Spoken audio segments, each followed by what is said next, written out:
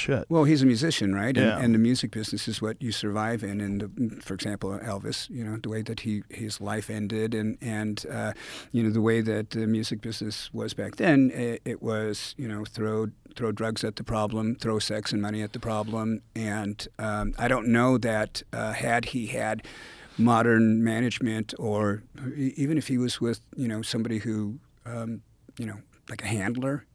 That would say, hey, it's probably not a good idea for you to say that. Nowadays we have people who are their sole jobs are to help keep us from, stepping on it, Right.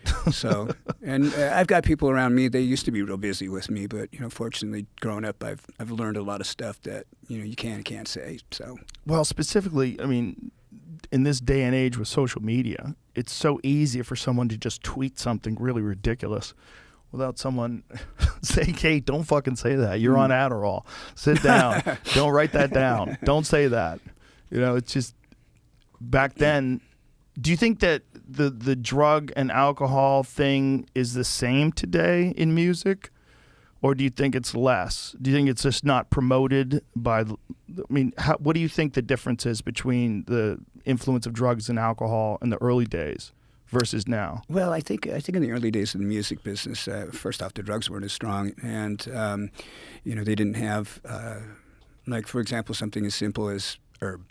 The marijuana that I used to smoke when I was a kid versus what's being manufactured and grown nowadays is way different.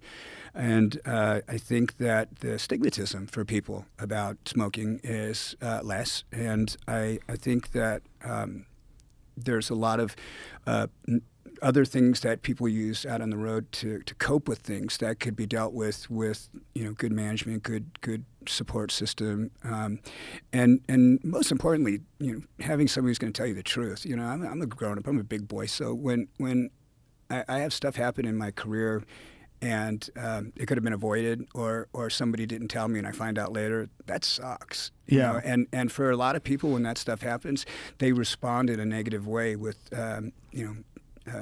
either self-sabotage or they medicate themselves. And I remember back when I was drinking, there was a thing someone said at one of those meetings, and I thought it was kind of clever. The guy said, I drank when my team won, and I drank when my team lost, and I drank when my team played, and I drank when my team was in the off season. And I thought, all right, well, that's about me. What team are we not rooting for anymore? So, but there's so many reasons why people make it or don't make it in the music business, and I think much like yourself, in our getting to know each other earlier this afternoon, you have to take care of yourself. You really, really do. And there's so many things in the music industry that the history, the people that you're working with. A lot of people don't want to say anything bad about somebody, but I mean, imagine how much better things would be if somebody really said, that he's a nice guy, but he stole from us, or this guy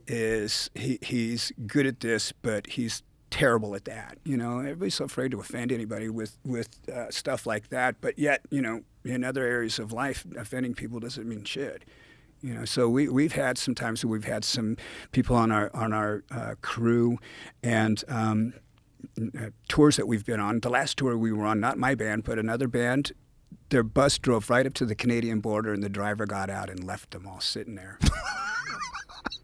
So yeah, it's the music business. Why did he do that? Because he had a DUI or something like that, and you can't get up into Canada. So, oh my God, that's hilarious. It's so convoluted, all this stuff. But see, like back in the day, back in the 60s or 70s, what I was talking about, different eras, different messes, different managers. Managers used to manage the mess. They don't manage the mess anymore. They don't want to tolerate that shit because there's always somebody around the corner that's ready to work harder than you. It's like that motivational thing that Arnold said a long time. Somebody's out there getting stronger, running farther, all that stuff. I love those motivational tapes.